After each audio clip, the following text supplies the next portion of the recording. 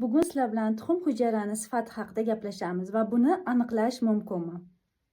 Asosan biza tuxum hujayrani sifati deb kimlarga aytamiz? Masalan, sababi aniqlanmagan bepushtlik patsientlarimiz kelsa, tuxum sifati yaxshi bo'lmasa kerak degan taxmin qilamiz va bunga oid bo'lgan bir qancha qon analizlarini topshiramiz. Bu qon analizida nafaqatgina tuxum hujayrani bir vaqtda o'zida butun vujudimizdagi hujayra holati qanaqaligini bilib olishimiz mumkin. Bular faqat nisbiy belgilar hisoblanadi. Lekin ba'zi holatlarda bu nisbiy belgilarni to'g'irlaganimizdan keyin ham agar homiladorlik yuzaga kelmasa, bunday holatda bemorimizga eko X muolajasini tavsiya qilamiz. Ya'ni eko an'anaviy emas, ya'ni X muolajasi ko'proq foyda beradi. Nimaga? Qanday farqi bor? Eko X jarayonida aynan terilgan tuxum hujayranini birinchidan sonini, ikkinchidan uni sifati haqida 4 ta ko'rsatkichi bo'yicha embriologlarimiz baholab beradi. Sizga agar tushunish osonroq bo'lishi uchun, masalan, mana bu olmaga qaraydigan bo'lsak, tashqi ko'rinishidan buni yaxshi deyishingiz mumkin, lekin ichini qanaqaligini bilish uchun eng kamida buni postini artishingiz kerak. Keyin yadrosi, ya'ni urug' holati o'sha yerdan boshlanmayaptimi qurtlashi deyish uchun o'rtadan bo'lib uni ichki holatini ko'ra olishingiz kerak. Xuddi shunga o'xshab embriologlarimiz ham laboratoriya usulida mikroskop ostida terilgan tuxum hujayrani ustidagi ancha uni oziqlantirib turuvchi qobuqlarini tozalab turib, uni ichki holatini tekshirib berishadi. Aynan shu videoni tagida sizlarga shakli, holatini, rangini, mana masalan buni rangi toza, chiroyliligini, ustida qurtlash holati yo'qligini ko'rgan kabi embriologlarimiz ham bu narsalarni baholab olishi mumkin bo'ladi. Yuqorida aytib o'tganimdek, nimaga aynan an'anaviy eko emas, ya'ni X tavsiya qilinadi? Chunki X muolajasida urug'i tuxum hujayrani ichiga nina bilan urug'lantirish uchun uni ustki qobig'ini to'liqligicha tozalab olish kerak bo'ladi va buni natijasida mikroskop ostida biza yaqqolroq tuxum hujayrani sifatini baholashimiz mumkin bo'ladi. An'anaviy ekoda esa bu holat yuzaga kelmaydi. Ya'ni an'anaviy ekoda reproduktologlar terib bergan tuxum hujayrani ustiga yuvilgan urug'i qo'yiladi va u o'zini aktivligi holati bilan urug'lantirib beradi. Ya'ni nina bilan urug'lantirilmaydi. Bunaqa holatda biza tuxum hujayrani sifatini baholay olmasligimiz mumkin. Endi keling, aynan embriologlarimiz bilan ishlayotganda biza 4 ta narsani bilib olishimiz mumkin degan holatga to'xtalib o'tsak.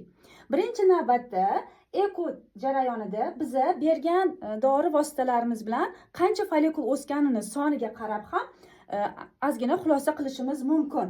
Masalan, sizni boshida hayzning 2-3 kuni reproduktolog ultratovush orqali ko'rganda antral follikulari soni, ya'ni 10 mm dan kichik bo'lgan follikulari soni 10 ta edi va stimulyatsiya natijasida agar 10 tasi hammasi o'ssa, bu yaxshi ko'rsatkich. Agar siz boshida 10 ta ko'rdingiz va oxirgi kunga, teriladigan kunga faqatgina 2 ta yetilib borsa, bu ham ko'rsatkich sifatida tuxumdonlarni gormonlarga nisbatan umuman sezuvchanligi past bo'lishi mumkin. Qandaydir irsiy muammolar ham bo'lishi mumkin. Bu son jihatdan aytib o'tdim. Mana shu son jihatdan biza eko jarayonida bilib olishimiz mumkin. Ikkinchi tekshiradigan narsamiz, yetilib chiqqan tuxum hujayralarimizni embriologga berdik va embriolog mikroskop ostida ko'rganda 3 ta darajasini aytishi mumkin. Yetilgan tuxum hujayra, ya'ni tibbiyotda buni M2 deb aytiladi, yetilmagan M1 va umuman yetilish darajasiga yetib bormagan tuxum hujayralarga bo'linadi. Mana shu soniga qarab ham biza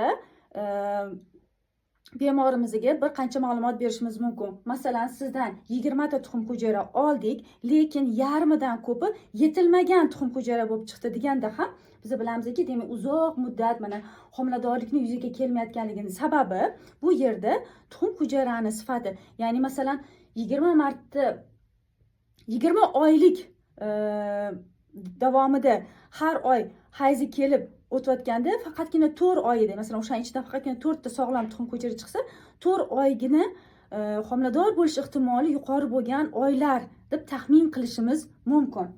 Va uchinchisi, bu to'g'ridan to'g'ri mikroskop ostida ko'radigan narsaligi bu tuxum hujayrani shakli. Har bitta yaratilgan narsani o'ziga xos Alloh bergan shakli bor. Mana masalan, hali aytib o'tgandek, bu olmani o'ziga xos shakli. Masalan, nokka ozgina cho'zinchoq shaklda bo'ladi. Tuxum hujayra ham aslida dumaloq shaklda bo'ladi. Men albatta videoni tagida sizlarga shakl jihatdan, rangi jihatidan ko'rsatkichlarini, albatta rasmlarini qo'yaman. Siz solishtirib olishingiz mumkin va ichidagi tarkibiga qarab turib mikroskop ostida embriologlarimiz tuxum hujayrani sifatini, yomonligini aytib berishligi mumkin. Va to'rtinchi belgisi bu uzoq jarayondan keyin bilinadigan belgi. Birinchi, homiladorlik yuzaga kelgani, biza xursand bo'lgan paytlarimiz va keyinchalik 9 oydan keyin patsientkamizani "Men omon eson qo'limga farzandimni oldim" degan ko'rsatkichi aynan tuxum hujayrani sifatini bilib beradi. Bu bevosita ko'rsatkich, ya'ni mikroskop ostida ko'rilgan holatlarga kiradigan bo'lsa, ikkinchisi nisbiy ko'rsatkichlar. Birinchisi, mana unda belgilari bilan qo'yib qo'ydim, bu yosh. Qanchalik ayol kishi yosh bo'lsa, shunchalik sifati yaxshi bo'ladi. 35 yoshdan keyin ayol kishida tuxum hujayrasi sifati keskin pasayadi. Nafaqat sifati bir vaqt o'zida son jihatdan ham kamayish yuzaga keladi. Va ikkinchisi bu qon analizi deb aytaman. Bu yuqorida aytganimdek nisbiy tekshiruvlardan bu qon analizida faqatgina tuxum hujayrani emas, butun vujudimizdagi hujayralarni nafas olishi, mineral vitaminlar yetishmovchiligini holatini bilishimiz uchun biz qon analizida ko'p narsani bilib olishimiz mumkin va bularni korreksiyasida yaxshi natijalarga erishishimiz mumkin. Videoni tagida agar qon analizi deb yozuv qoldirsangiz, albatta sizga bu ro'yxatni jo'natamiz va siz bu analizlarni topshirganmisiz, bularga rioya qilganmisiz bilib olishingiz mumkin.